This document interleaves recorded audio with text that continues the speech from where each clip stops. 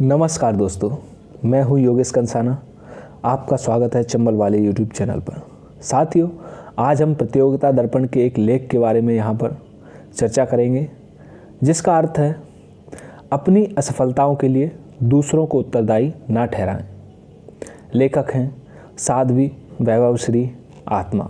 महात्मा गांधी जी ने कहा है, व्यक्ति अपने विचारों का ही परिणाम है, वह जैसा सोचता है वैसा बन जाता है। तो इसी को देखते हुए इस लेख पर आगे चर्चा करेंगे।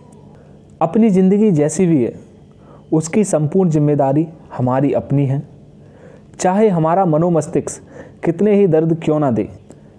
जैसे कि एक युवक कुछ समय पूर्व हमसे मिला और कहने लगा कि मैं तो बिजनेस की फील्ड में नया अपने पिताजी के साथ जुड़ा, लेकिन मेरे पिताजी ने 5 करोड़ रुपए का कर्ज ले रखा है और मैं जो भी कमाता हूँ वह सब कर्ज चुकाने में चला जाता है। तो ये गलती तो मेरे पिताजी की हुई, मैं पिताजी की गलतियों का दंड कब तक भुगतूंगा।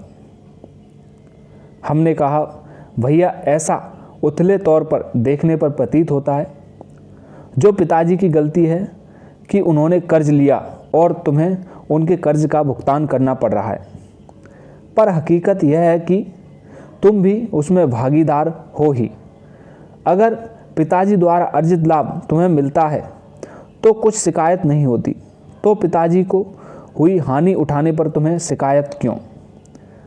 पिताजी द्वारा अर्जित लाभ अथवा आय का उपभोग करने को लोग अपना भाग्य का फल मानते हैं। वे सोचते हैं कि बहुत धनी परिवार मुझे मिला, मुझे कभी पैसे की चिंता नहीं करनी पड़ी, रोजगार की चिंता नहीं होती है, समाज में पद प्रतिष्ठा की चिंता नहीं होती। ये सब चीज़ें मुझे विरासत में मिली। जो मिला तब हमने किस तरह से अपनी किस्मत का पक्ष लिया। ऐसे ही कर्ज मिला तब भी समझो कि तुम ही इसके भागीदार हो। हमारी ज़िंदगी में जो कुछ भी होता है उसके जिम्मेदार हम स्वयं होते हैं। अगर आप धनवान हो तब भी और अगर आप निर्धन हो तब भी, आप सफलता प्राप्त करो तब भी और असफलता प्राप्त करो तब भी, सम्मान प्राप्त करो तब भी और अपमान प्राप्त करो तब भी। इसलिए अपनी असफलताओं के लिए किसी गैर को जिम्मेदार ना ठहराओ। ये बात जिस व्यक्ति को भीतर से समझ में आ जाएगी वह फिर कभी भी बहाने नहीं बनाएगा। अक्सर हम लोग अपनी भूलों के लिए, अपनी गलतियों के लिए, अपनी असफलताओं के लिए या फिर अपनी कमजोरियों के लिए बहाने ढूंढते रहते हैं, किसी ना किसी को दोष देते रहते हैं। जैसे विद्यार्थी परीक्षकों को दोष देता है कि इसकी वजह से मुझे अच्छे अंक प्राप्त नहीं हुए। व्यवसायी बाजार के बदलते रुख को दोष देता है, कहता है कि इस ऑनलाइन बिजनेस ने मेरा सारा व्यापार चौपट कर दिया। बच्चे माता पिता को दोष देते हैं कि इनकी वजह से हम जैसा चाहते थे वैसा अपना भविष्य नहीं बना पाए, इन्होंने हमें यथोचित समर्थन नहीं किया वरना हम भी विदेश में पढ़ते।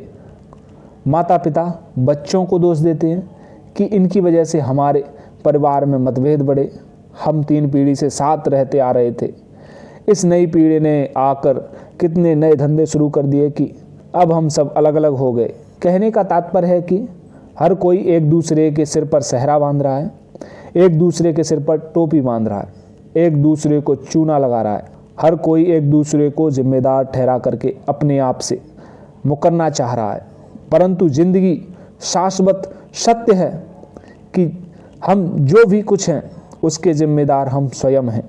अगर हम बहाना ना बनाएं तो क्या होगा? प्रथम लाभ यह होगा कि हम अपनी जीवन शैली का सम्यक निरीक्षण कर पाएंगे। हमारे भीतर रही कमियां, कमजोरियों का हम सम्यक अवलोकन कर पाएंगे।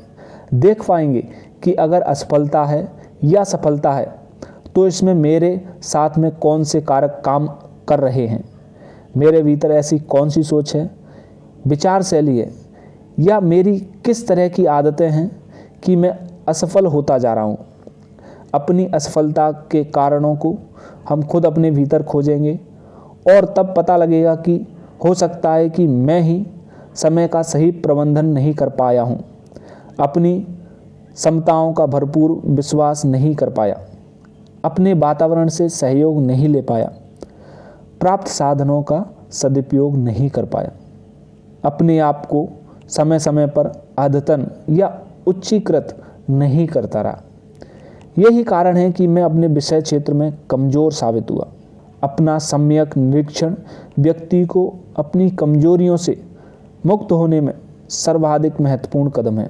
जो संभवतः देख पाता है वह दुर्घटना नहीं करता, लेकिन जो लापरवाह हो जाएगा वही तो दुर्घटनाग्रस्त हो जाएगा। तो हम दूसरों पर अपनी असफलता की जिम्मेदारी ना डालें, अपना निरीक्षण स्वयं करें और तब भीतर में सम्यक निरीक्षण से जो प्रज्ञा जन्म लेगी, जो बुद्धिमत्ता जन्म लेगी, वह हमें अपने सुंदर भविष्य के सृजन में मददगार साबित होगी। दूसरा लाभ यह होता है कि जो व्यक्ति अपनी जिम्मेदारी अपने कंधों पर लेता है तब वह और के प्रति शिकायतों से मुक्त हो जाता है और शिकायत मुक्त व्यक्ति सबके लिए प्रेम का पात्र बन जाता है। सभी लोग उसको सद्भावनाएं प्रेषित करते हैं। जो कभी किसी से शिकायत नहीं करता, जैसे ही आपकी दृष्टि में और के प्रति शिकायत खत्म हो जाएगी, वैसे ही सभी लोग आपको अपना मित्रवत समझेंगे और आपके कार्य क्षेत्र में किसी न किसी रूप से प्रत्यक्ष अथवा अप्रत्यक्ष रूप से मददगार साबित होंगे।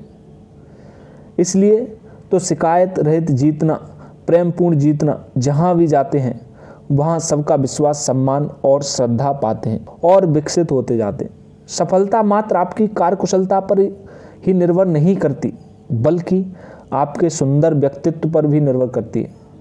और आपका सुंदर व्यक्तित्व तभी आकर्षक होता है जब हृदय में किसी के प्रति कोई भी मलिनता, कुटिलता ना रहे। अपनी जिम्मेदारी अपने कंधों पर लेने का तीसरा लाभ यह होगा कि आप सतत सावधानीपूर्वक अपनी जिंदगी में गतिमान होंगे। तुम्हें पता है कि कोई और नहीं है जो कि तुम्हें मारता है या तारता है। तुम ही अपने पथ प्रदर्शक हो, तुम ही राह हो, तुम ही राहबर हो, तुम ही मंजिल और तुम ही कदमों की गति हो। तुम ही से जवां है तुम्हारी जिंदगी, तुम ही से खिलेंगे फूल तुम्हारी राहों पर। तुम ही हो वो दीपक जो देगा दृष्टि दान स्वयं को। तुम समझे तो जग बदला, तुम सोए तो तुम हारे। ये बोध जिस दिन घटित हुआ है वह सतत सावधानता से अपने जीवन में प्रगति करता ही रहा है और कदाचित उससे कोई भूल भी नहीं हुई है। तो हर भूल उसके लिए एक मार्गदर्शक साबित हुई है। हर भूल ने उसको विकसित किया है, क्योंकि सम्यक निरीक्षण से हर भूल में कोई ना कोई बुद्धिमत्ता का सूत्र प्राप्त कर ही लिया है। तो दोस्तों, ये था हमारा आज का लेख। आपको कैसा लगा कमेंट कर ज़रूर बताएं और अगर आप हमारे चैनल पर नए हैं तो चैनल को सब्सक्राइब जरूर करें। जय हिंद, जय भारत।